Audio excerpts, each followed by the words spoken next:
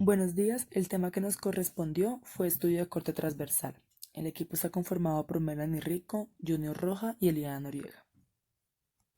Para iniciar esta presentación vamos a hablar del concepto de estudio de corte transversal. Son estudios observacionales y descriptivos que carecen de direccionalidad. Buscan durante periodos cortos de tiempo la ausencia o presencia de factores de exposición y de enfermedad, por lo que son fundamentalmente estudios de prevalencia, casos presentes en un momento dado de la población.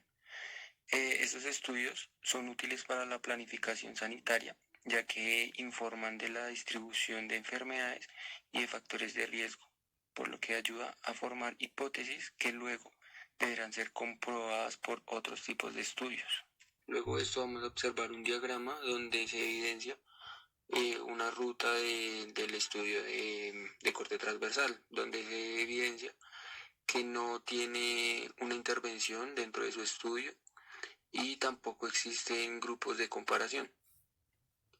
Son descriptivos y los estudios de corte transversal también pues se dividen en dos tipos, descriptivos y analíticos.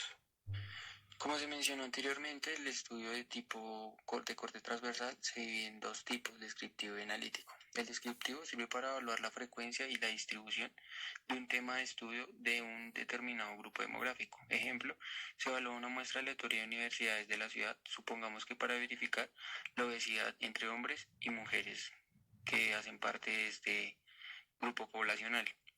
En el tipo analítico, investiga la asociación entre dos parámetros relacionados o no relacionados. Ejemplo, para validar si unos mineros que trabajan recolectando carbón podrían desarrollar bronquitis. Este tipo de estudio analítico solo tendría en cuenta los factores de la mina, pero lo que el estudio no explicaría es que la bronquitis podría ser inherente o que podría haber estado en los mineros desde antes. Quiere decir esto que el estudio de corte transversal más usado sería el tipo descriptivo, ya que el analítico deja por fuera pues varios factores contextuales que podrían sesgar el estudio. En cuanto a las características del estudio de corte transversal, encontramos que es un punto de partida para el estudio de asociaciones causales. Por otro lado, las muestras que se eligen como representación poblacional son estudiadas cualitativamente. Esto permite definir variables analizando su incidencia en la población. Y finalmente, este estudio se basa en la observación de los sujetos en su entorno real. Entonces, una vez elegido el objeto de estudio, se comparan al mismo tiempo de las características o situaciones, y es por esto que también se le llama inmersión en campo. Las ventajas que encontramos para este estudio es que el tiempo de ejecución del mismo es muy poco, debido a que no se hace un constante seguimiento a los individuos. Este estudio también tiene un bajo costo económico y permite estudiar varias variables resultado, como lo pueden ser la enfermedad y la exposición. Por ello, constituyen un diseño apropiado para la planeación en diferentes programas de salud.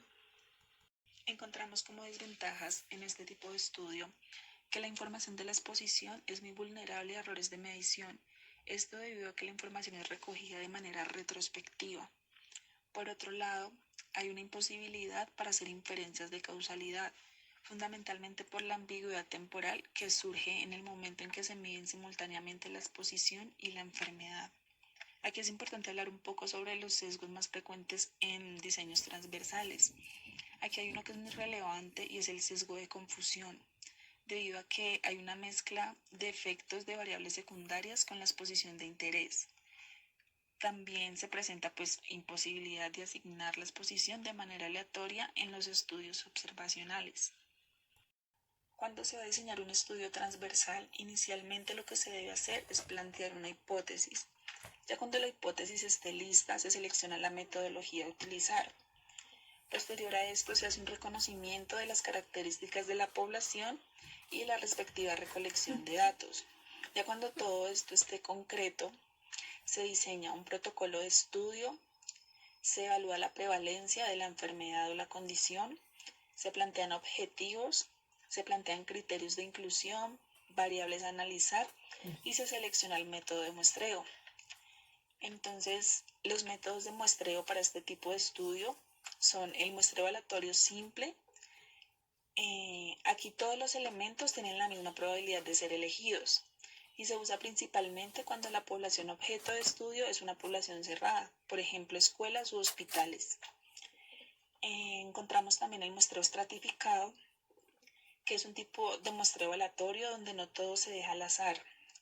Es decir, que los elementos se dividen en grupos grandes que tienen una característica determinada. Por ejemplo, hospitalizados por patología quirúrgica. Encontramos por otro lado el muestreo por conglomerados monoetápico.